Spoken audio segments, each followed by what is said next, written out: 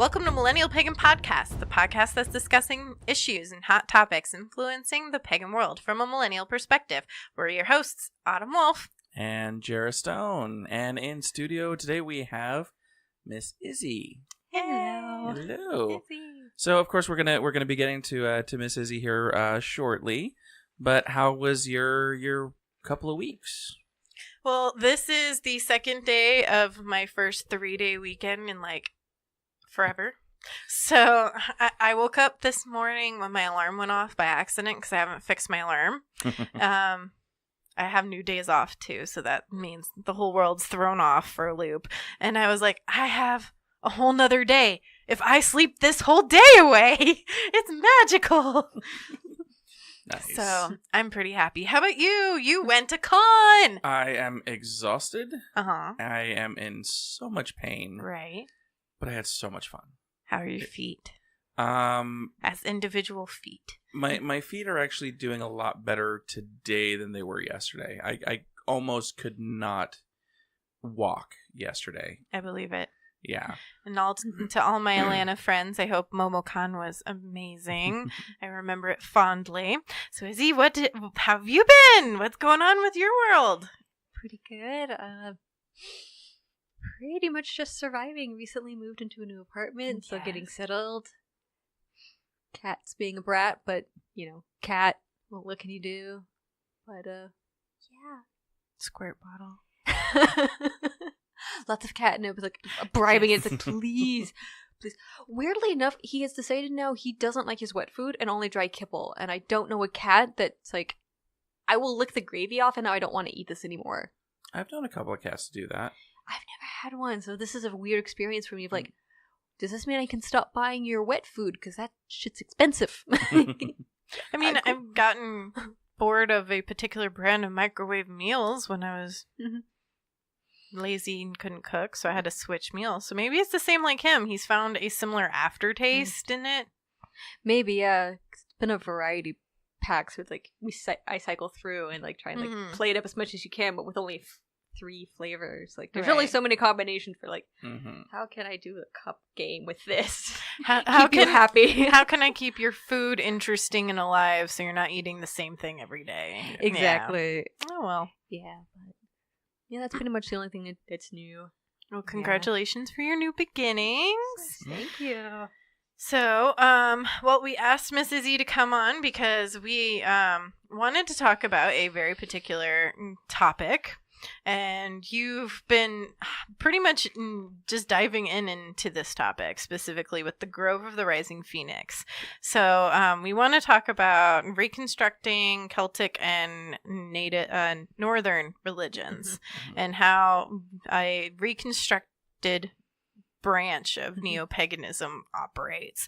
So if you would like to go ahead and tell us your coming of witch story, and then we'll dive into that topic. All right. So because I am a historian, I feel like first I have to cite my credentials. So I am a first and second generation American, depending on which branch of the family you ask. My mother's side, I'm Cherokee Choctaw, I'm German, and I am Korean. On my father's side, I am Sicilian and I am Irish. So for me, being drawn to Asatru and Druidism is a very ancestor-based pull. I'm mainly a Druid. I'm currently a probationary member of the Grove of the Rising Phoenix. I am completing my year this upcoming Samhain. Yay! I know, very exciting.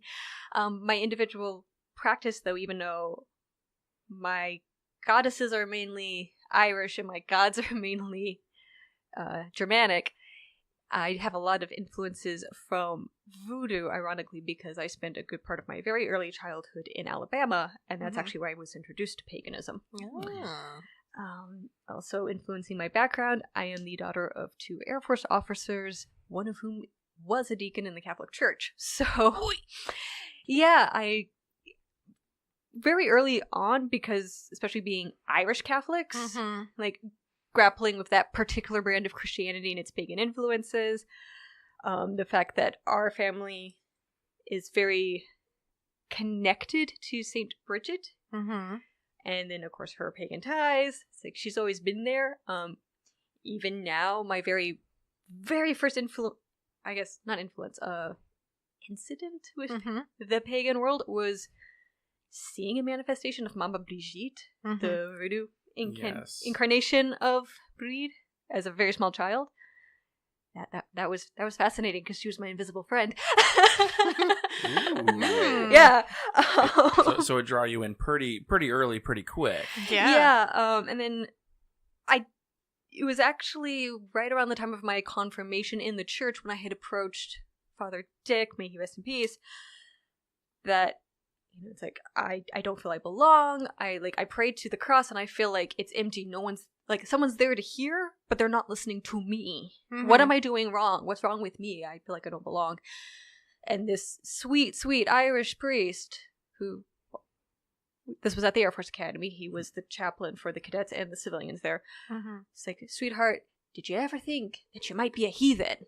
It's like, oh. I respected my parents enough to not explore paganism in depth until I went to college, but once I got to college I was like, I'm out. Gloves are off. Yeah, pretty much. Joined the Pagan Student Alliance, and it's been non-stop since then. Nice. And I just want to point out, because I've had a couple of people approach me, because mine was very similar. I pretty much just waited until I was out of my parents' house and after college. That just because that's our experiences, that's not what we're telling you should do. Right, no. There were many other things going on with my childhood. Part of it was being respectful to my parents, but it was also showing them respect that I knew they wouldn't show me, and there was an element of I did fear for my safety from them because there were other abuses going on in the household. And then once I was out of their power, I knew that I would be safer, even though they still had the power to hurt me. And so it was do what you have to. I'm sure there are many other communities who understand that mindset. Oh, yeah. Yep. Plenty of listeners agree and could totally follow that. And I'm sorry to actually hear that. I didn't know about that. So thank you for sharing with us. I won I'm very proud of the fact that one of the last times I was in contact with my biological parents, I won a restraining order against both of them. And if you can go up in Colorado against 2 former Air Force officers and be able to prove enough that's, something shitty is going on here and I need help, that's amazing. If anybody knows that town. Super victory. Yeah, and then I hightailed it out of there. Fantastic. A piece of paper is only a piece of paper. It's like... right, of course. Especially since it's only a legal document. That's not... Yeah, so... Oh, well. Anyway, continuing on. Thank you for... Yeah, no, a little sidetrack. Yeah. No. So yeah, I am part of the Grove of the Rising Phoenix, and we are a Reconstructionist group. I'm not sure if anybody from the Grove has been on, but a little backstory on the Grove. Except for Badger Bard. Badger Bard. Okay, so Badger may not know this, but we did start. Our official start date was November the 13th in 2003. We are roughly 15 strong-ish. It's hard to get a head count because we have active members who don't live in the valley. Okay. But they are still part of us. Right. Yeah. And then you have open ritual, which makes it even more confusing. I know, and then there's 4 of us probationary members, and it's like, well, sometimes we count, and sometimes we're not counted in that head count. It's fun.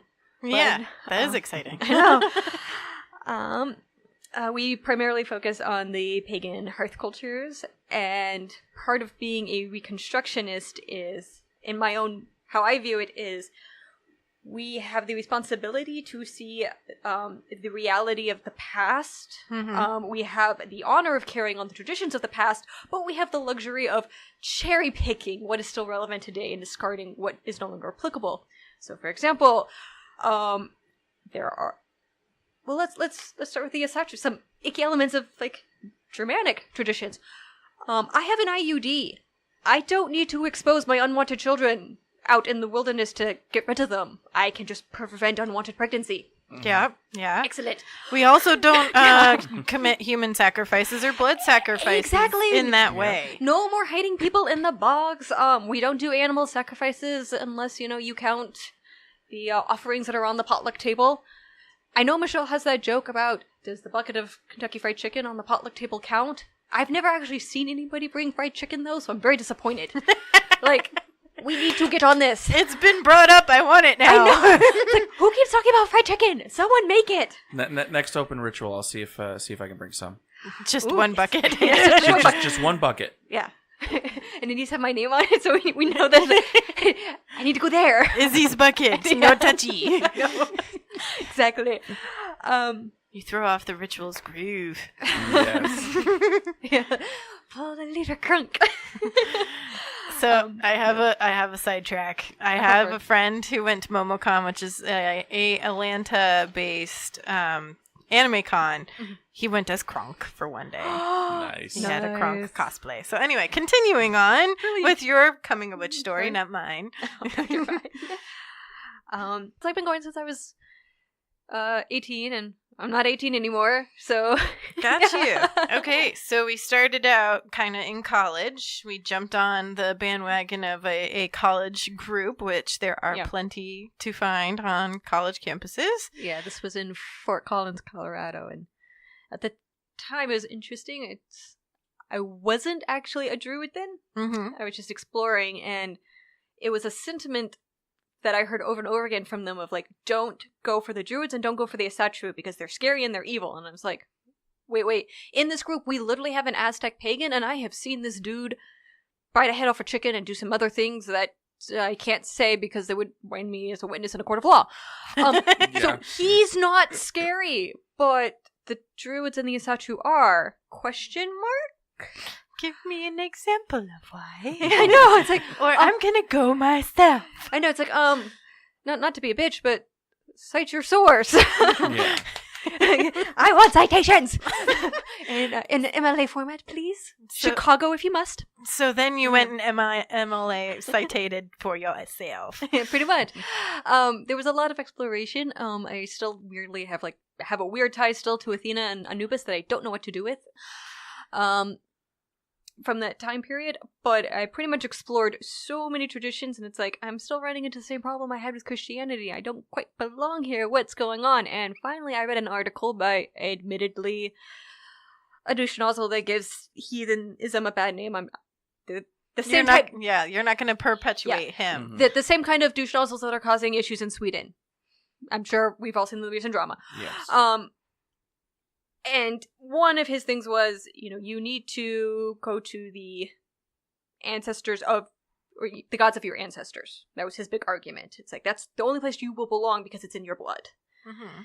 And I was thinking about it, and I'm like, well, you're a jerk, and I don't like a lot of this. And part of how I like to do my research is I like being exposed to people I don't agree with, so I don't end up in an echo chamber. So I was reading him partly to destroy his argument. I'm like, well, that actually resonates. And I was thinking of why didn't Breed come to me as a voodoo goddess and not as the Irish goddess that my family is connected to? And it's like, well, probably because you were in the deep south. That's where incantations territory. So it's like, it's like, you know what?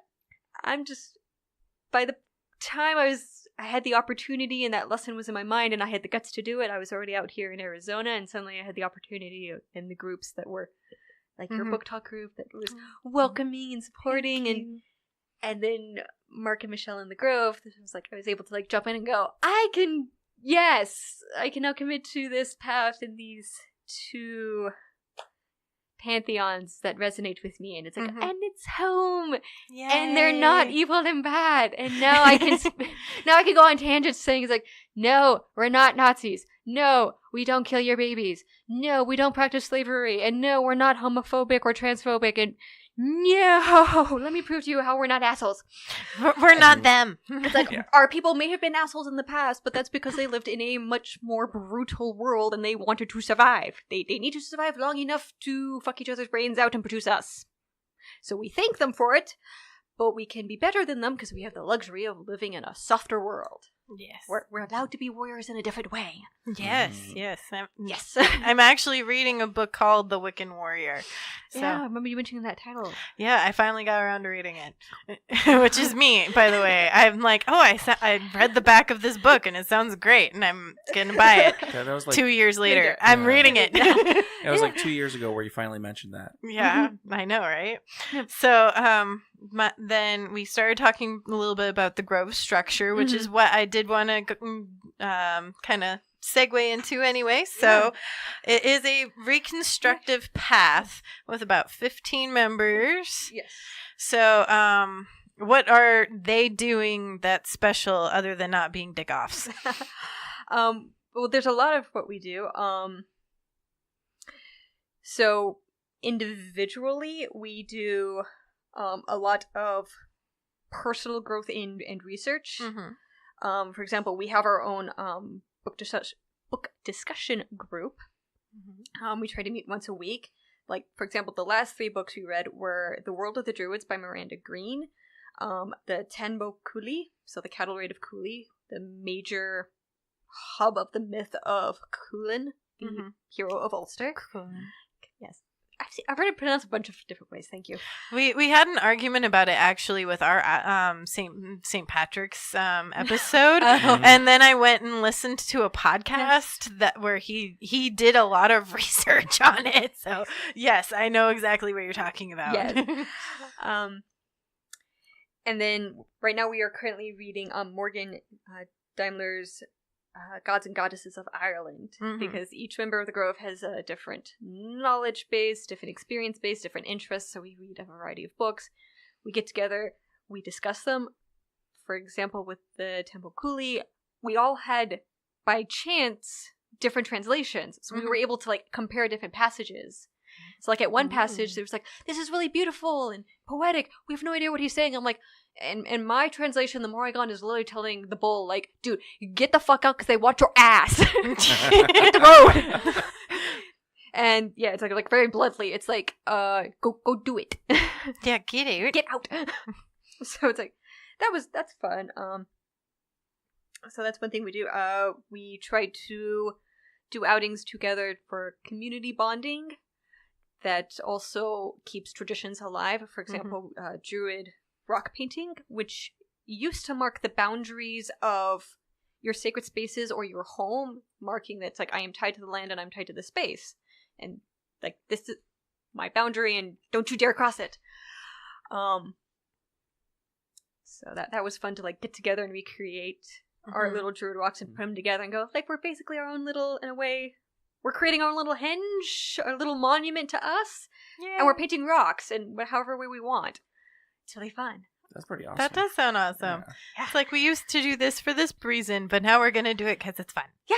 It's like, it's an excuse to drink beer and eat chips and paint rocks. Yeah. Where's the downside of this? None. I don't see any downside. Well, I mean, if you get too drunk, the rocks could become projectiles. Yeah. Also, chips can be greasy and calories. And, Just one wrong slip with greasy fingers, and then you got a rock fight going. Yeah. That didn't happen, though. No, it didn't happen. Yeah. We also recently did axe throwing. You know, because battle skills that we needed once upon a time, and now we're just doing it for fun. And even if, in my case, I'm horrible at it, it's like, I don't care. I'm throwing sharp things at a target. Yay! Yay! I want to do that. I have a need to do that. There's like 2 places. Yeah. No, we should do that as a podcast outing. And like invite all our guests to do it. Yes. We should have done that for our birthday. Oh, cut all of this out. Talok is looking at me with the dirtiest face. Like, why didn't we do it?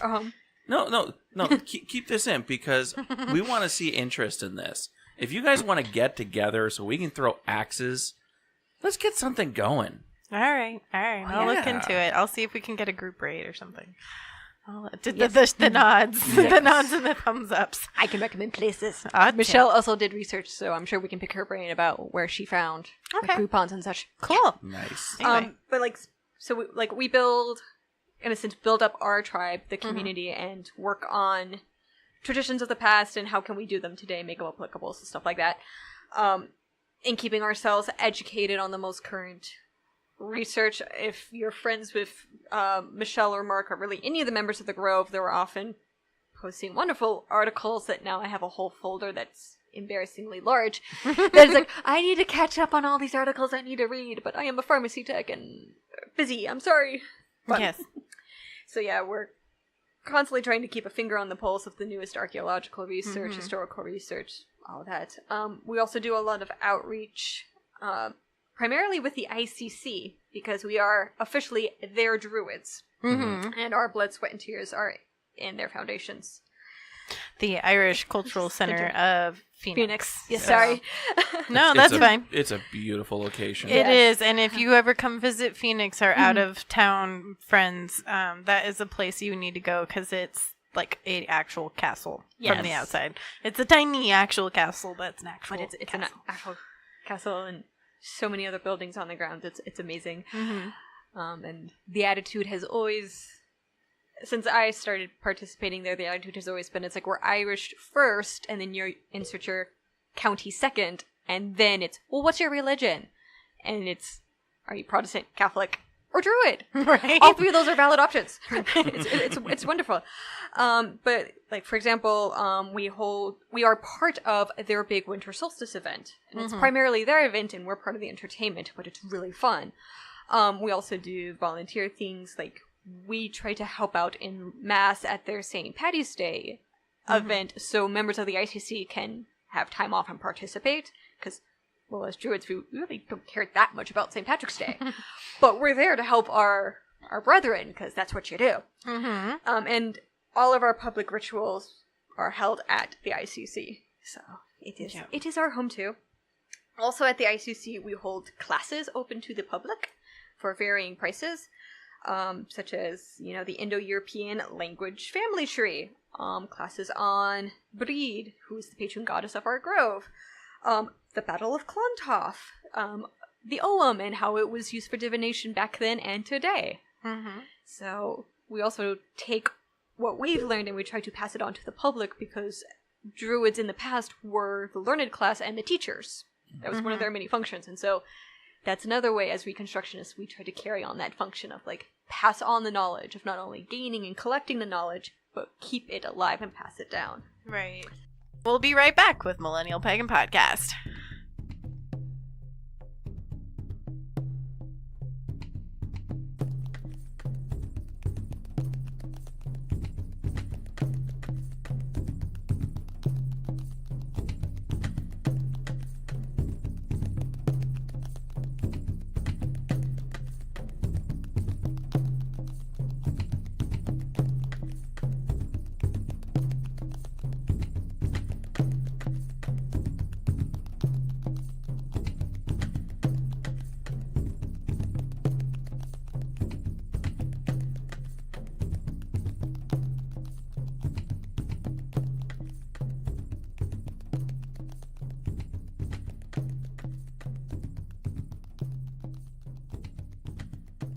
And we are back from break. Of course, we still have Miss Izzy here with us. And I know one of the things that we wanted to go into was kind of what you learned being part of the Grove so far.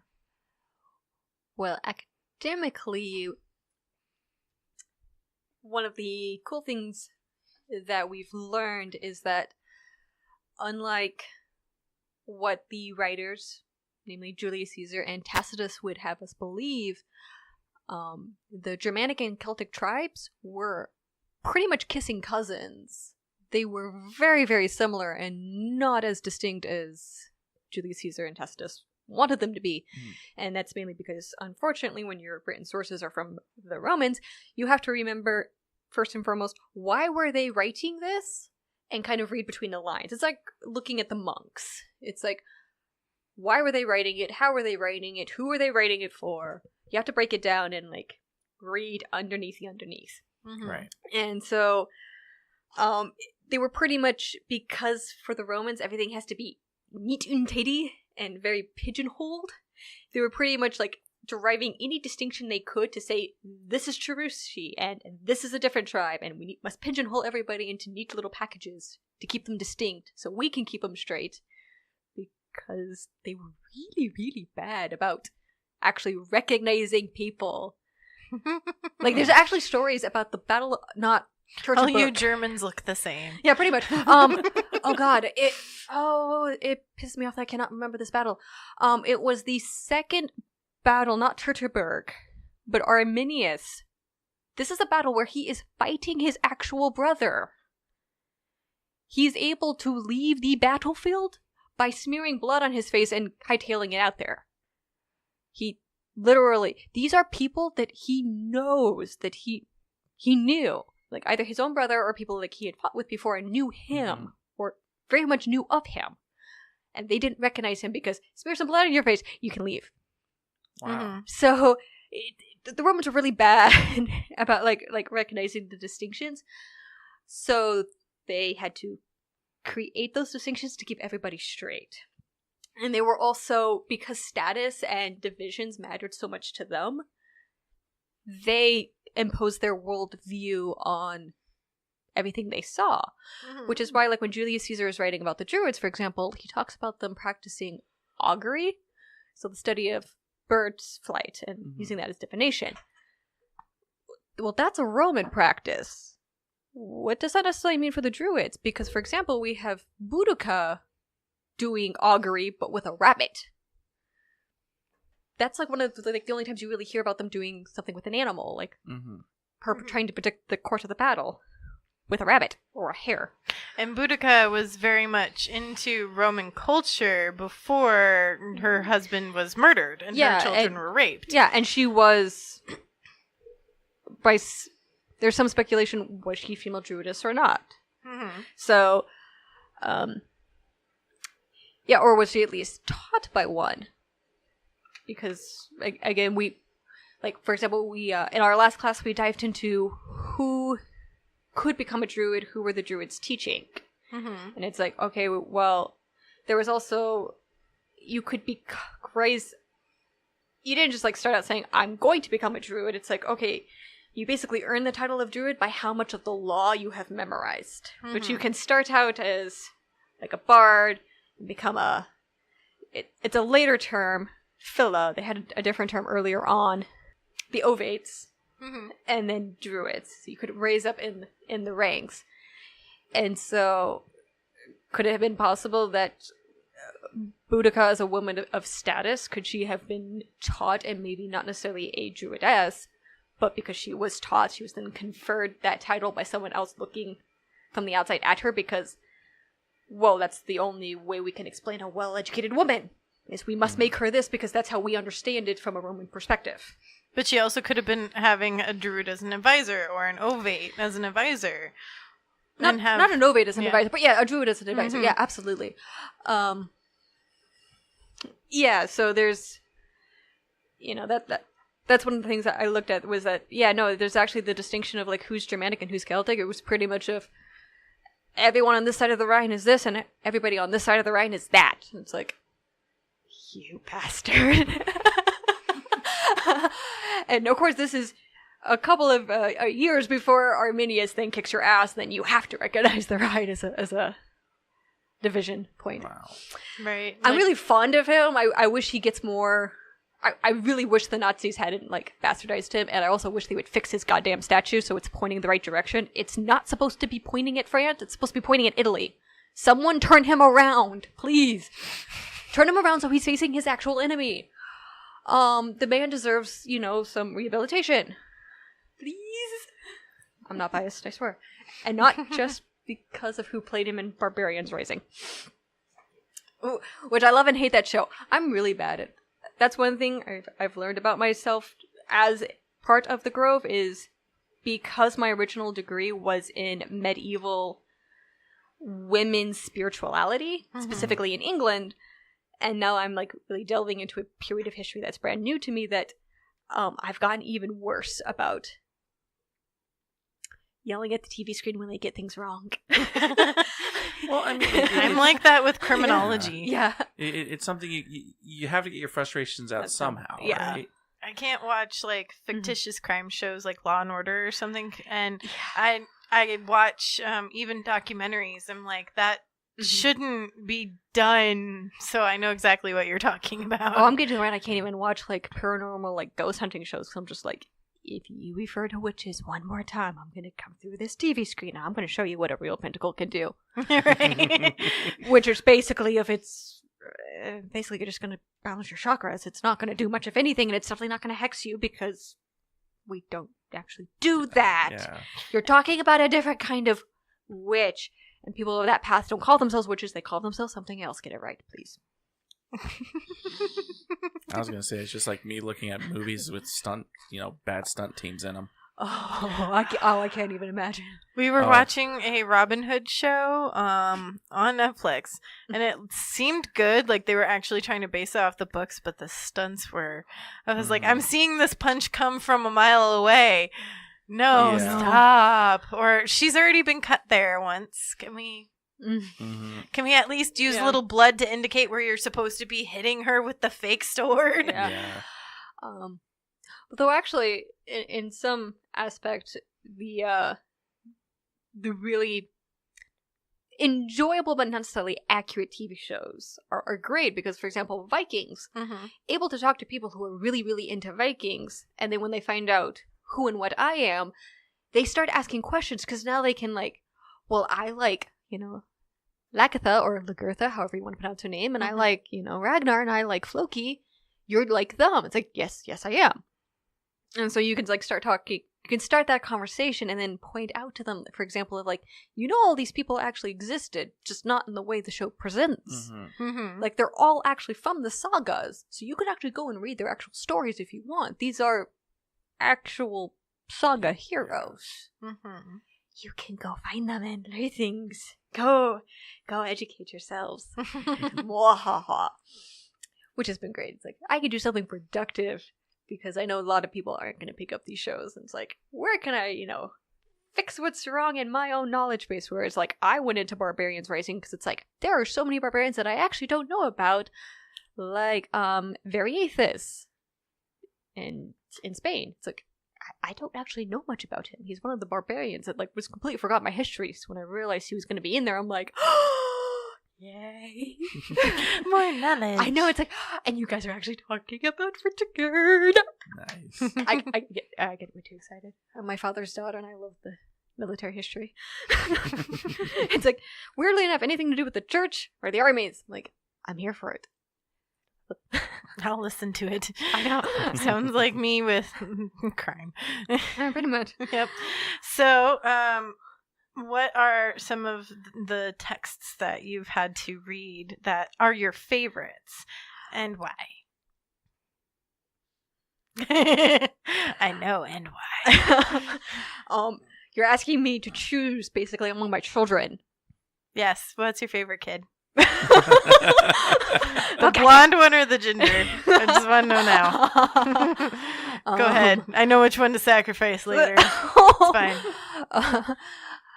I tried to go through all my books when I was moving using the Marie Kondo method, and I could only get rid of 5, and technically I haven't gotten rid of them yet. I've just moved them to the top of the to-read list so I know if I can get rid of them or not, because I have to read all my books at least once before I can get rid of them. Of course. Then why do you have them in the beginning? Because I like holding books. I get them for cheap, and then I'm like, I will eventually read you, but I also have a bunch of books I saved from other places. Yeah. You've seen my random saved from the CSU library books that I've hoarded. My favorites. Weirdly enough, there was one book that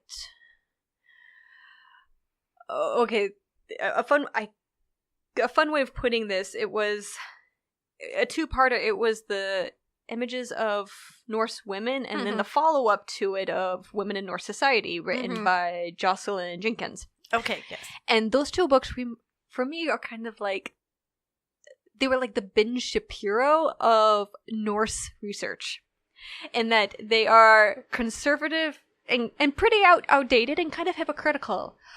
But they expanded my mind in a way of because she's kind of a traditionalist academic, of where is she outdated, where is she wrong, and where are there kernels of truth that I can still apply. She challenged me, and she infuriated me, and she bored me, and I actually learned a lot about, especially in the second book, about women in the society at the time. I don't agree with her analysis, for example, for her saying that the Valkyries never existed and that they were basically the pinups of their time, so just a glorified imagination of the dream women while the men were out raiding.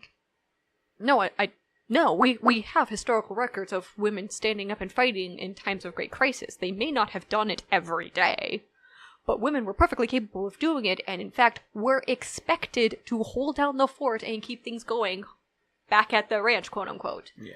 That's the reason why the men were able to leave on these great raiding parties. Viking culture existed because their backbone were these incredibly strong women. It's like, your argument that women weren't valued is null and void because they would not be able to do anything without... You keep coming back to, like, and the women did this, and women labor did this, and women. It's like, do you not see that everything was built on women?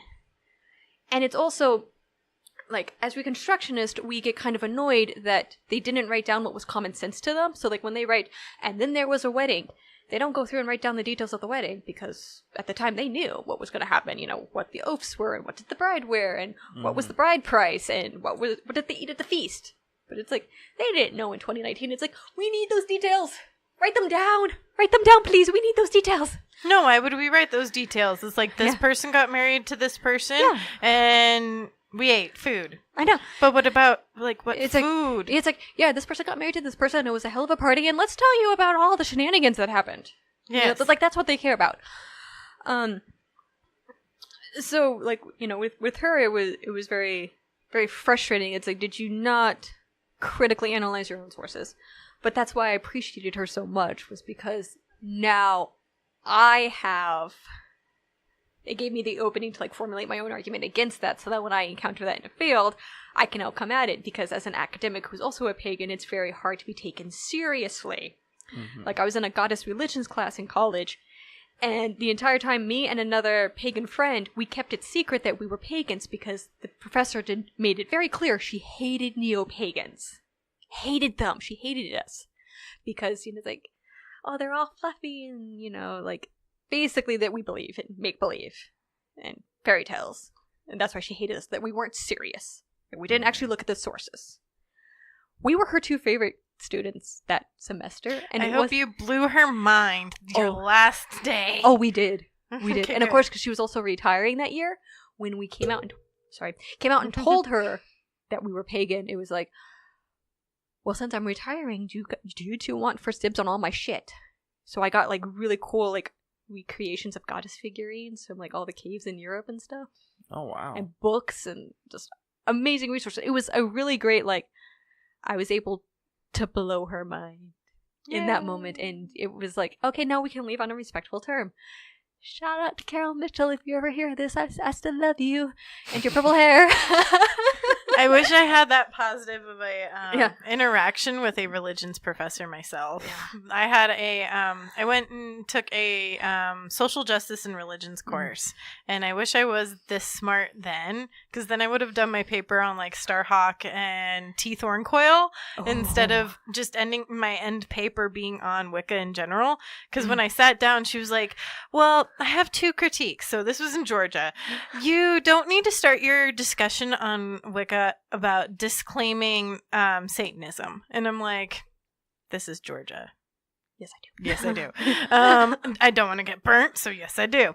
And then the second thing that she said was that two actual religious academics, all neo-pagans or goddess-worshipping pagans, are just looking for a mother figure, and when they've found her, they will return to the Abrahamics. The next year, I got stuck on an elevator with her, and she asked me to come to a Women in Religions conference with her. And I looked at her and was like, you insulted the shit out of me. No, and fuck you. Yeah, no. Bye. And she's like, what do you mean? I'm like, you didn't know when you said that my mother passed away when I was 3 years old. And you pretty much just told me that I picked my religion based upon something that occurred to me when I was a baby. I had a great mother figure growing up. Thanks, no, you suck. By the way, how about you think about how your words can hurt? And I've known plenty of Wiccans who have great relationships with their mothers. And it's like, where do you get off? So now I look back on it going, I wish I was this smart then, because then I would have done a different paper, and I would have taken her up on it and, like, shamed her if she said anything like that, or if anybody said anything like that, because then now I can pose those beautiful arguments. But back then I was naive and adorable. Yeah, no, Carol Mitchell was really enlightening because I did my paper on Hera and the evolution of Hera, and so I had to trace Hera like all the way back to her earliest sources to prove like how she evolved from possibly the pinnacle goddess of the original Hellenic tribes to then what did she become and why. And it was really fascinating because now it's partially why I have such a weird relationship with Athena, because I love and I hate her for what she did to Medusa. And I'm really terrified if Medusa ever shows up in my life, because I don't know what it would mean. Probably great things, but terrible. I learned yesterday that Pegasus came from Medusa's hair. I did not know that. I thought it... Her hair or also just her bloody stump, her blood. Yeah. I've heard that version too. Yeah. I did not know that. Yeah, it's like the last great thing that she gave. Medusa's like so tragic, and in a way also Athena is so tragic because of where she also started and what she ended up, and like that self-loathing. It's like if you really want to look at internalized patriarchy and misogyny, Athena's your girl. So it's like we have a love-hate relationship with each other. Yeah, she once attacked me with a book.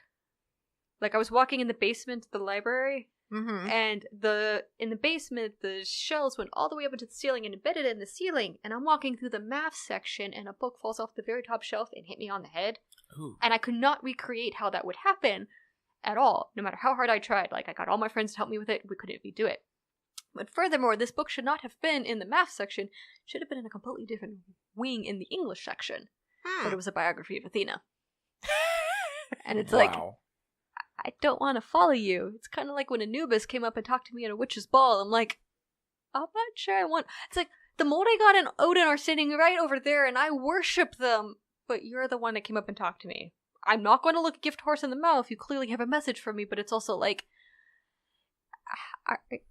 how connected are we? Because you're a weird one to follow, and there's a lot of dead things. Sometimes I just don't want to smell death. I know. In circles, sir. Thank you. I know. It's like, I don't know how I feel about you, and specifically, I don't know how I feel about your culture. So, can I cherry pick you? Because that feels a little disrespectful. Please and thank you. But yeah, sometimes cherry picking happens. I know. I'm giving myself permission to just let it be. Just go with it. It'll be okay.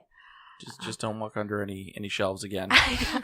It's so hard though. I'm surprised you didn't have a concussion from that book. Oh, I probably did. Let's be fair. I probably did. But no, getting back to the original question, I would say, yeah, my favorite.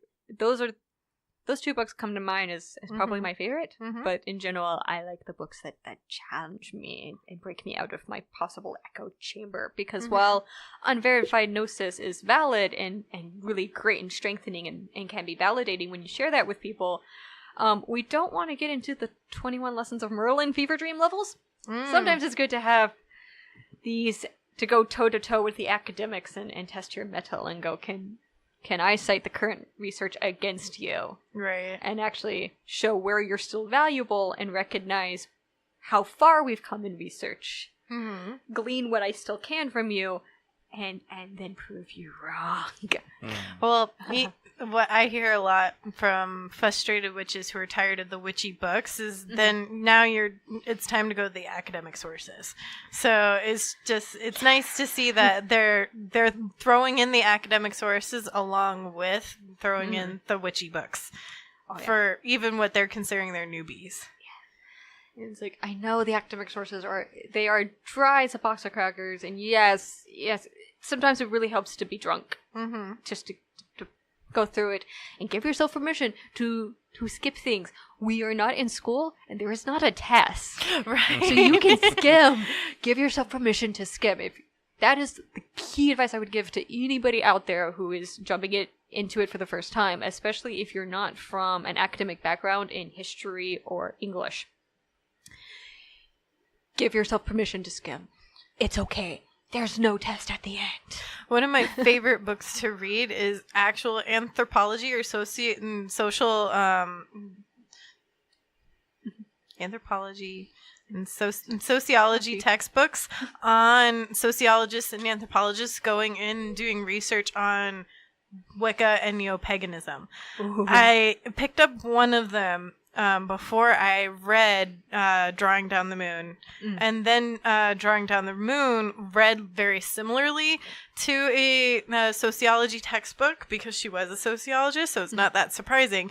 And now I have another one sitting on my wall, and it's just amusing to watch somebody from the outside or just a newbie that is coming in and is an academic and utilizing what their new resources and their take on what they're seeing and experiencing. Because for the most part, every one of them that I've read so far is like, I started this off as like a casual observer and was going to do the observer no effecty, and then I got kind of pulled in. And it's like, on my first ritual, I was like, no, I'm just an observer. I'm writing this book. No, get up. You're part of the ritual now. Yeah. And that we don't do observers well. Yeah.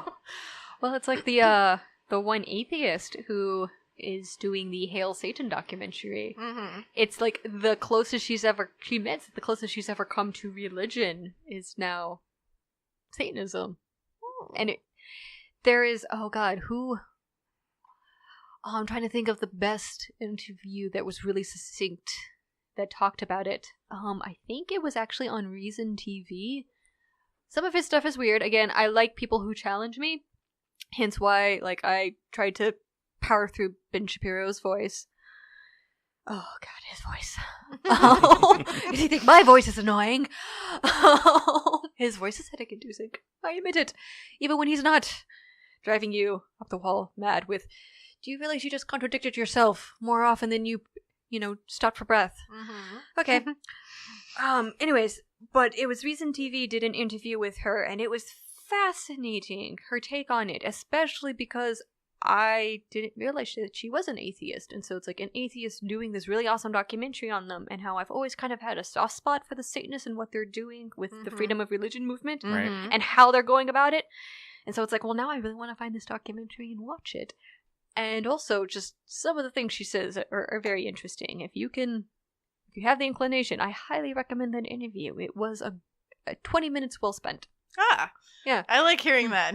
20 minutes well spent instead of I need that back in my life. No, it was brilliant. I almost wish it was a little bit longer because my bike ride to work is 45 minutes. I'm like, I'm a little short, and I now there's awkward silence while I wait for the next stoplight so I can pull up the next video on my YouTube playlist. Yeah. Sad monkeys. Yes. So for anybody who's in the Phoenix area, or anybody who's looking for to get into Druidry, what's something that you would recommend that they start off with, kind of like a good stepping stone, either to get into a group like the Grove, or something in their area? Well, coming up on the Saturday, June 22nd at the Irish Cultural Center, we are tag teaming with Pagan Pride to do a joint summer solstice ritual, because we didn't have an idea of what to do for a ritual. We were kind of floundering for ideas, but we had the spot, and it's like, well, Laura and Ben probably have an idea, and they typically do their rituals outside, and in Phoenix, outside in June, not fun. Yeah. So it's like, hey, we got the spot. You guys got the plan? Let's hook up. Bring the plan. I know. Bring the plan. We got the space in the AC. Let's do it. Yes. So we're doing a open ritual. It is free to the public. It is potluck style. Everyone is welcome. It is a cash and card bar there. The only 2 rules: don't be a dick. No outside alcohol. That's pretty much it. We are planning activities for the kids, so it is family friendly. We don't know what yet. Michelle's pulling up things with pool noodles. I'm intrigued, so we'll see where this goes. Well, last year it was a water fight. Oh no, last year Lugnasa was water fight. Yeah. Well, for Beltana, we got the kids to make masks and be our animals to drive through our in between our 2 bonfires, our 2 tiki torches. Nice. So that was really fun because we had like dragons and such. Adorable. As our herd of animals that we were blessing. It was really so yeah. So open rituals coming up in June. Please everyone join us. And I would say for anyone who's interested in, if you're in the area or even just in your own areas, like if they offer, the classes or, their public events, just show up and start talking to them, because that's how I did it. I just started kind of by happenstance, found the places they were. Like, it started at the book talk. Sarah was like, oh, by the way, there's also another meetup you should go to, the Northern Meetup. And at there I met Mark and Michelle, and then it was like, oh yeah, no, the Grove is still totally active. We were just taking our site down to revamp it. Show up to our classes. I did. Now look where I am. You got kidnapped. Yeah, willingly. It was pretty much I think I want to join. And then it was like, she's our probationary member. It's like, I willingly, yes, that's kind of how it happened. It's like, I think I just pledged my intention. Let's do it. So maybe put a bit more thought into it than I did. But yeah, if you're sure, like, just show up to the events and get to know them, and don't be afraid to declare your intent and see if your crazy meshes with their crazy. Yeah, it's a hell of a ride. Yep. That's Pagan Groups does your crazy mesh with their crazy. And don't be afraid of the first coven or group you meet. Doesn't mesh. You don't have to stick with it. You can just say, this isn't what I'm looking for. Do you know of anything that is what I'm looking for? Because guess what? They probably already know and are hoping that you'll find it out, but being there for you anyway. Yeah. Yeah, because if they're worth their salt, they will help build you up, because the point is we want our communities to thrive. Yes. If how they act to that question, puts you on guard, well, that tells you all you need to know. And trust, the toxic communities exist all across this nation. I've been in lots of states. I speak from experience. And they exist even in Japan, so don't worry. Oh. Yeah. Mm-hmm. Well, thank you, Liz, for coming. We will probably ask you back. Ooh. Yes. Test you some more. So, we have some Patreon supporters we have to thank, Jera. Yes. I got pinged on my phone about those. Cha-ping. I got the pings. So we want to thank Liz Morningstar and Brittany. Thank you. Thank you. Thank you for your support and just your generosity, and we hope that we're putting out the content that you guys enjoy. Yes. And both of you are $5 Patreon supporters, so you will very soon be receiving your sticker and your button in the mail with the thank you note. And of course, the awesome mini-sodes. Yes, we do have some awesome mini-sodes, which is one of the major reasons why you want to be a Patreon supporter if you are not one yet. Yes. We do crazy funny stuff, me and Jera just BSing. Pretty much. Yeah. Now, if you haven't seen on our Facebook, Twitter, or if you didn't hear on our last Patreon episode, next month for June, we will not be putting out 2 full-length episodes. Why? Because we're both going camping. Yes. Yay. Jera's going too. I'm actually going for my first time ever to California Witch Camp. Woo. So I'm definitely... I kind of want to put this out there. If anybody has any questions that they would want to ask for when I come back, like experience-wise, what thing, because I'm actually really interested in seeing what is going to be brought up, because we actually just had like our logistics meeting for going, and I kind of came to the realization it's going to be a very dark and heavy camp because Hecate. Yeah. So... Hi, yeah, and for people who know me or who don't really know me too well, there's a lot from my past that I've been really holding on to, and I'm kind of wondering what is going to be brought up. Oh, hi, y'all. Yeah. Pain. So, and one of the big things, and I just want to put this out there as well, if you guys can just give me a little bit of support. One of the things I never really dealt with was the passing of my father. And I think that's one of the big things that I'm going to need a lot of help and a lot of support with. I mean, it happened a long time ago. It was 2010 when he passed, but I still don't feel like I've grieved.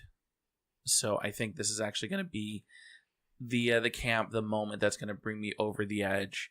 So, I mean, if you guys have any words of encouragement, words of wisdom, or if you guys just want to ask me about what came up and how I'm dealing with it, I'm going to open myself up when I come back from camp to answer those questions. Sweet. So, yeah. Yep. I'm going to a less possibly heavy camp. I'm going to be going to the Pagan Perspective of Arizona's Midsummer Gathering. So that's going to actually be up in Prescott, and I'm kind of excited. I haven't gone to a pagan camp for Sabbath since October of 2014. Wow. Where the warmest it got that whole weekend was 19 degrees. And if you're a listener, you've heard that story before. So it was freezing.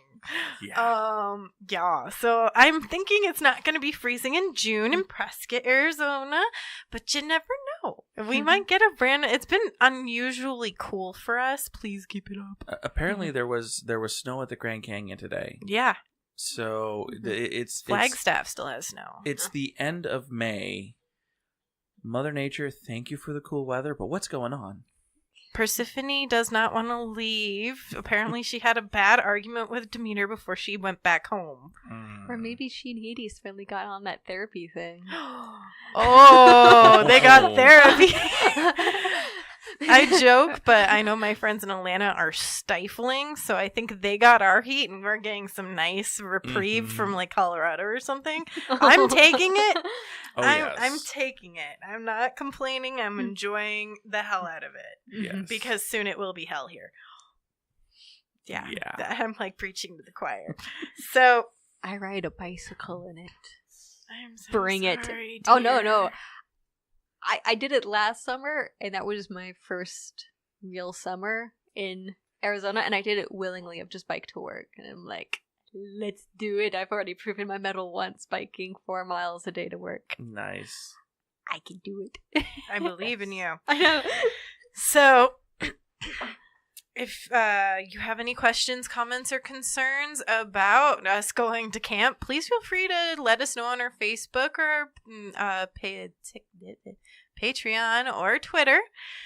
You can find us pretty much anywhere with Millennial Pagan Podcast. Jera, how do people get a hold of you if they want to be and talk to you? Yeah, of course, on Twitter, Jera Stone, and my Instagram, Haggard_cosplay. If you guys want to see some awesome pictures from my of my cosplays from this past weekend at Phoenix Van Fusion, definitely take a look there. But yeah, if you guys just want to contact me that way, or go ahead and contact us through the emails as well. What's the email for that? millennialpaganpod@gmail.com. There you go. And of course, our Instagram, which is run by me, is Millennial Pagan Pod, or Millennial Pagan Podcast. I think you'll find us. Don't worry. Type that part in. And we're also on Facebook, Twitter. That's about it. Yep. All right. And do you want people to find you? You can say no. I mean, if you guys really want to, you can figure out how to spell my last name. It's Isadora Bridget Rose, all one word, McGee. Guess how to spell it. Hint, 13th century Scotland.